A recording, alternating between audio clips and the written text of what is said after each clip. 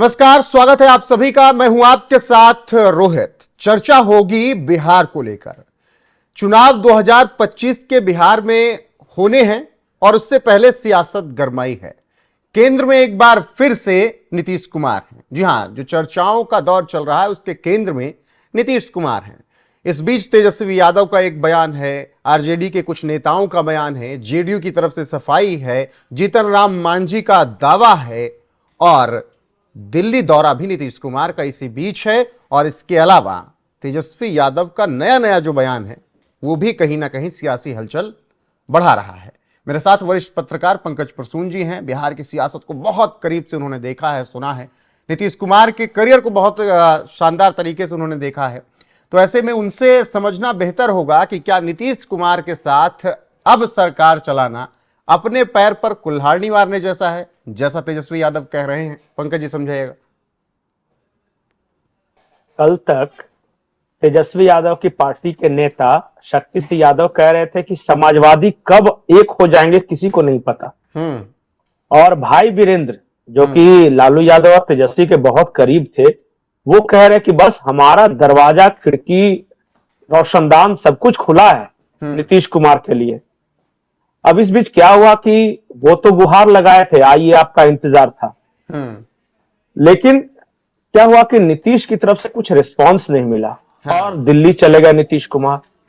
दिल्ली में उम्मीद थी कि ये कांग्रेस नेताओं से मुलाकात करेंगे तो हो सकता है कि वहां से कुछ हिंट हो तो आ जाएंगे। टकटकी लगाए देख रहे थे।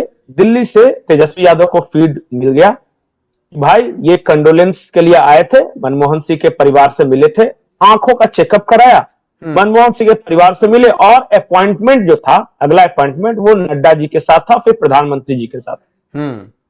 लेकिन इस बीच क्या हो गया कि दिल्ली में बिहार में, पटना में बीपीएससी को लेकर हंगामा हो गया, लाठीचार्ज हो गया। तो जो जेपी नड्डा के साथ जो मीटिंग थी और प्रधानमंत्री के साथ थी, उसे कट शॉर्ट करते हुए ये वापस आ गए पटना।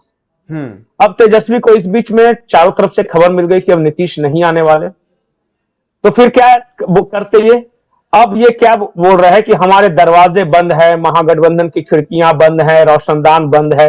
कल तक गुहार लगा रहे थे और आज कह रहे हैं कि बंद है। बहुत अच्छी बात कही है जेडीयू के एक नेता ने, उनके प्रवक्ता अभिषेक जी, उन्होंने कहा है कि आपका दरवाजा बंद हो, खुला हो, आप दीवार ढा दीजिए, आप हमें ना आना है ना आएंगे। और रोज रोज आप बयान क्यों दे रहे? मतलब जेडीयू के किसी नेता ने कुछ कहा, नीतीश कुमार ने कुछ कहा, खुद ही कह रहे थे। कभी खुद बोलते हैं आएंगे, कभी बोलते हैं नहीं आएंगे, कभी बोलते हैं दरवाजा खुला है, कभी बोलते हैं दरवाजा बंद है। तो भाई फैसला कर लो कि बुलाना है कि नहीं बुलाना है। दरअसल बात यह है कि वो तो हमेशा से चाहते हैं बुलाना, क्योंकि नीतीश कुमार अब नहीं आ रहे हैं तो क्या बोल सकते हैं। तो यही बोल रहे हैं कि भाई ये जैसे बयान आ रहा है कि अपने पैर पर कुल्हाड़ी मारना, नीतीश के साथ सरकार चलाना, ये खिसियानी बिल्ली खंबा नोचे वाला टाइप मामला हो गया क्या? आज रोहित, आज नीतीश कुमार की तरफ से जरा भी इंडिकेशन मिल जाए ना, तो वो मेरे चाचा है, तो पिताजी के दोस्त हैं, तो ये वो सब शुरू हो जाएगा। देखिए, नेताओं की भाषा ऐसी होती है। इसमें तेजस्वी यादव को मैं दोष नहीं दे रहा। अब ये देखिए ना, परसों तेजस्वी यादव का बयान था कि नीतीश कुमार बहुत असहज महसूस कर रहे हैं, 4 जो अफसर हैं वो चला रहे हैं, बीजेपी उन्हें गिरफ्त में ले रही है, सब कुछ कर रहा है, और आज कह रहा है कि बड़ी खराब आदमी है। दोनों कैसे हो सकते हैं? अब देखिए, तेजस्वी यादव की मजबूरी समझिए जी। तेजस्वी यादव अभी 3-4 लोगों से बातचीत कर रहे हैं। एक तो कांग्रेस है, कांग्रेस तब तक तेजस्वी यादव के साथ है जब तक कांग्रेस को कोई बेहतर विकल्प नहीं मिल जाता, क्योंकि देखिए बीजेपी के साथ तो जा नहीं सकती, वहां तो नहीं हो सकता ना। तो कांग्रेस भी इंतजार कर रही है प्रशांत किशोर की पार्टी थोड़ा और मजबूत हो। देखिए, कांग्रेस में 2 नेता ऐसे हैं ना जो जिन्हें तेजस्वी यादव बिल्कुल नहीं पसंद करते और वो तेजस्वी यादव को बिल्कुल नहीं पसंद करते। एक नेता है पप्पू यादव। आपको पता है ना, पप्पू यादव चुनाव नहीं लड़े, या फिर लड़े भी तो उन्हें हरवाने के लिए तेजस्वी यादव ने क्या क्या नहीं किया था। सीट बंटवारे से ही बवाल शुरू हो गया था वहां तो। हाँ बिल्कुल। और उसके बाद पप्पू यादव तो दुश्मन नंबर 1 है तेजस्वी यादव के, और दूसरे तेजस्वी यादव के दुश्मन है कन्हैया कुमार। तेजस्वी यादव ने कन्हैया कुमार की एंट्री पे बैन लगा रखा है बिहार में, मतलब वो चुनाव नहीं लड़ सकते वहां से। एक बार चुनाव बेगूसराय से लड़े, वो सीपीआई के टिकट पे लड़े, लेफ्ट के टिकट। उसके बाद बिहार से में शायद कभी बात बन नहीं पाएगी तेजस्वी की। देखिए, चिराग क्यों लगाएंगे तेजस्वी को? चिराग को लगता है कि हम हर मामले में तेजस्वी से बढ़िया हैं, उनसे ज्यादा पढ़े लिखे हैं, ज्यादा बढ़िया बोलना आता है, बॉलीवुड हॉलीवुड में काम कर चुके हैं, एनडीए में वो हैं, डायरेक्ट प्रधानमंत्री तक उनकी पहुंच है, एक्सेस है। अगर इधर रहेंगे तो भविष्य में, फ्यूचर में हो सकता है कि मैं मुख्यमंत्री बन जाऊं। तेजस्वी यादव के पास तो जाएंगे तो वहां तो ये तो बिल्कुल खत्म है ना, वहां तो सिर्फ तेजस्वी है, दूसरा तो कोई बन नहीं सकता। यहां पे बहुत सारे लोगों को स्कोप है, इसीलिए चिराग पासवान तो खैर सवाल ही पैदा नहीं होता, वो तो नहीं जाएंगे, और उनकी राजनीति भी इस तरह नहीं है। तो चिराग पासवान जाएंगे नहीं। नीतीश कुमार को डरा कर, फुसला कर, पुचकार कर, मना कर, सब तरह से देख लिया, वो आ नहीं रहे हैं। कांग्रेस के जो बड़े जनाधार वाले नेता है वहां पे, मैं अखिलेश प्रताप सिंह को छोड़ दिया जाए, जो कि अभी प्रदेश अध्यक्ष है, जिनके बारे में कहा जाता है कि वो आरजेडी के करीब, उनको छोड़ दिया जाए तो बिहार कांग्रेस का एक नेता नहीं पसंद करता आरजेडी को और तेजस्वी यादव को।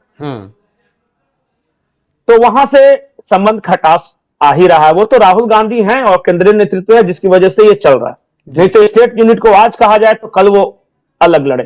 फिर प्रशांत किशोर हैं, प्रशांत किशोर के साथ तूतू मैम अभी हुई है कुछ दिन पहले, और बीपीएससी छात्र वाले मुद्दे पर एक सवाल प्रशांत किशोर और बाकी सारे अभ्यर्थी भी उठा रहे हैं कि तेजस्वी यादव पटना में बैठे हुए हैं और छात्रों पर लाठीचार्ज हो रहा है।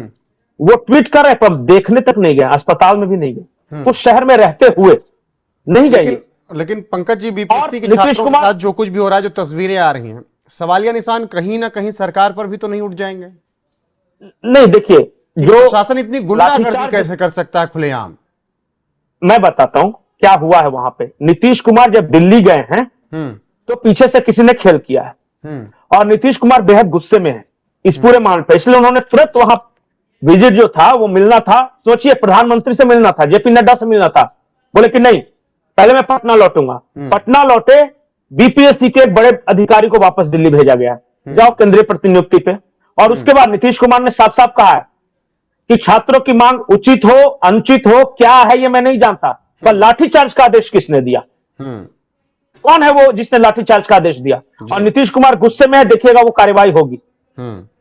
बहुत सारे लोग चाहते थे कि उन छात्रों के साथ पुलिसिया बर्बरता हो ताकि राजनीतिक रोटी सेके। कौन वो पुलिस अधिकारी था, किसने ऑर्डर दिया लाठीचार्ज? सरकार की तरफ से ऑर्डर नहीं था, सरकार के किसी भी वरिष्ठ मंत्री, जेडीयू के किसी बड़े नेता, नीतीश कुमार ने छात्रों पर लाठीचार्ज करने नहीं कहा था, इनके एब्सेंस में यह करवाया गया। क्या नीतीश को ये सब चीजें पहले पता थी कि प्रशासन किसी के उकसाव में आकर, किसी के बात में आकर लाठीचार्ज कर सकता है, इसीलिए उन्होंने एक दिन पहले इतने तबादले भी कर दिए थे? नहीं, तबादले तो किए थे, वो दूसरा मैटर था। यहां पे क्या हुआ था, देखिए नीतीश कुमार को यह बिल्कुल अंदाजा नहीं था कि उनके एब्सेंस में प्रशासन ऐसा करेगा। मैं बार बार ये बोल रहा हूं कि जैसे ही लाठीचार्ज हुआ उसके ठीक पहले, देखिए विद्यार्थी पहले गर्दनी बाग में आराम से बैठे हुए हैं, कोई दिक्कत नहीं, फिर गांधी मैदान में गए, गांधी मैदान में बैठे हुए छात्र न हिंसा कर रहे थे न किसी को नुकसान पहुंचा रहे थे। फिर क्या होता है वहां पे, अचानक से प्रशांत किशोर पहुंचते हैं, प्रशांत किशोर छात्रों को उकसाते हैं और वहां से निकल जाते हैं, पीछे लाठीचार्ज हो जाता है। उसके बाद पप्पू यादव आते हैं, पप्पू यादव और प्रशांत किशोर में गर्मा गर्म बहस होती है। प्रशांत किशोर का आज ही का बयान यह है कि पप्पू यादव गलती से जीत गए, मेरे दरवाजे पर आके गिड़गिड़ाते थे पप्पू यादव, यह प्रशांत किशोर ने कहा। और पप्पू यादव का साफ साफ आरोप है कि प्रशांत किशोर ने छात्रों के एक गुट को भड़काया है और लाठीचार्ज करने पर मजबूर कराया है। बिल्कुल। अब सच्चाई क्या है ये हमें नहीं पता, या तो पप्पू यादव सही बोल रहे हैं या प्रशांत किशोर बोल रहे हैं, लेकिन साजिश तो हुई है, छात्रों को पिटवाया है, बिल्कुल साजिश हो रही है और जो कुछ भी हुआ है उस पर सवाल जवाब भी हो रहा है। ऐसे में आखिरी सवाल मेरा पंकज जी, तेजस्वी हो या फिर आरजेडी का कोई विधायक नेता हो, जो दावे किए जा रहे हैं उसका जवाब भी मिल रहा है। जीतन राम मांझी ने तो कह दिया कि पहले अपनी पार्टी देख लीजिए, 12 विधायक आपके क्या कहते हैं दिल्ली के संपर्क में, कहीं आपकी ही ना टूट जाए। तो तेजस्वी कहीं नीतीश को तोड़ने के चक्कर में खुद ही तो अपने पैर पर कुल्हाड़ी नहीं मार रहे हैं? देखिए, बिहार में आज तेजस्वी यादव की वही हालत है जो कि उत्तर प्रदेश में अखिलेश यादव की हालत है। मोटा मोटी एक कंपैरिजन ड्रॉ कर सकते हैं। अखिलेश यादव के पास तो फिर भी कांग्रेस का मुकम्मल साथ है, भले ही मजबूरी में हो। लेकिन बिहार में कांग्रेस और आरजेडी लड़ेगी या नहीं, इस पर अभी सवाल हैं। हो सकता है बाद में समझौता हो जाए, लड़ ले, अभी सवाल हैं। स्थानीय जो यूनिट है बिहार कांग्रेस के जो नेता है, चाहे वो पप्पू यादव हो, चाहे कन्हैया कुमार हो, या शकील अहमद खां हो, या फिर जो भी बिहार कांग्रेस के नेता हैं, वो नहीं चाहते कि आरजेडी के साथ मिलकर लड़े चुनाव। वो चाहते हैं कि या तो किसी दूसरे विकल्प पे विचार कर ले, या फिर कांग्रेस स्वतंत्र रूप से लड़े। तेजस्वी यादव इस चुनाव में सबसे अकेले हैं और उन्हें इस बात का एहसास हो। मुकेश साहनी के पास गए थे बातचीत करने, मुकेश साहनी को यहां तक ऑफर दिया कि तुम बताओ तुम्हें कितनी सीट चाहिए यार, आ तो जाओ हमारे पास। कोई आने को तैयार नहीं। नीतीश कुमार छोड़िए, इन्होंने जीतनराम मांझी पे डोरे डाले, वो नहीं आ रहे। चिराग पासवान पे डोरे डाले, वो नहीं आ रहे। उपेंद्र कुशवाहा पे डाले, वो नहीं आ रहे। ये मुकेश साहनी पर डाले, वो नहीं। आज तेजस्वी के साथ आने को तैयार कौन है? ये नीतीश छोड़ दिए, ये दरवाजे खोल के रखे हुए हैं, तो खिड़की रखे हुए हैं, रोशनदान रखे हुए हैं। जेडीयू ने कह दिया आप दरवाजे खोल कर रखिए, बंद करके रखिए, आप अपने मम्मी पापा के साथ वहां रहिए, वहां कोई आने वाला नहीं है। नहीं, और तेजस्वी यादव बोल रहे हैं कि हम दरवाजे बंद हो चुके हैं नीतीश कुमार के लिए। अरे आप कौन होते हैं दरवाजा बंद करने वाले? वो आने के लिए तैयार है क्या? छोटी छोटी पार्टी तो आने के लिए तैयार है नहीं आपके पास। बिल्कुल ठीक है पंकज जी। एआईएमआईएम ने तो साफ कहा है कि वो चुनाव लड़ेगी अलग, बिल्कुल, और क्षेत्रीय दलों के सहयोग से। बिल्कुल, और इसी सियासी हलचल के बीच नीतीश कुमार बिहार वापस पहुंच चुके हैं और वो अब बीपीएससी छात्रों के ऊपर जो लाठीचार्ज। जी, एक और बड़ा डेवलपमेंट हुआ है। बड़ा डेवलपमेंट ये है कि छात्रों का एक गुट जो है वो राज्यपाल से मिला है और राज्यपाल और सरकार दोनों इस मामले में एक मत में है कि देखिए परीक्षा तो कैंसिल नहीं होगी, पहली बात, क्योंकि 900 कुछ केंद्र है, 932 या कुछ केंद्रों पर जिन छात्रों ने परीक्षा दिया है और जहां से कोई शिकायत नहीं आई है, उन छात्रों को हम री एग्जाम क्यों लें? उनकी क्या गलती है? और वो बहुत बड़ी संख्या है।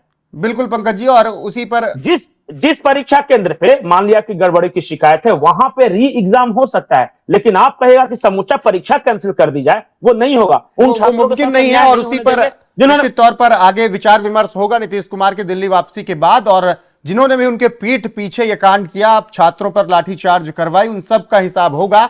और उन्होंने तुरंत जो मीटिंग थी दिल्ली में, चाहे वो प्रधानमंत्री नरेंद्र मोदी के साथ रही हो, राष्ट्रीय अध्यक्ष बीजेपी के जेपी नड्डा के साथ रही, वो मीटिंग नहीं हुई और वो बिहार वापस लौट चुके हैं। और तेजस्वी यादव जो बयान दे रहे हैं वो माहौल बनाने की कोशिश कर रहे हैं, लेकिन उन्हें पहले अपने गिरबान में झांकना होगा। फिलहाल पंकज जी आपका बहुत बहुत शुक्रिया इस चर्चा में जुड़ने। तेजस्वी यादव पटना में थे, छात्रों से मिलने क्यों नहीं गए? घायल छात्रों को देखने क्यों नहीं गए? बिल्कुल, यह भी सवाल है कि तेजस्वी यादव छात्रों से मिलने क्यों नहीं गए, बैठकर कमरे में ट्वीट क्यों कर रहे थे? क्या वो जमीन पर नहीं उतर सकते थे छात्रों को न्याय दिलाने के लिए, अगर सरकार अत्याचार कर रही थी तो? फिलहाल आपका क्या कुछ कहना है इस चर्चा पर, कमेंट में जरूर बताएं। बने रहे हमारे साथ। नमस्कार।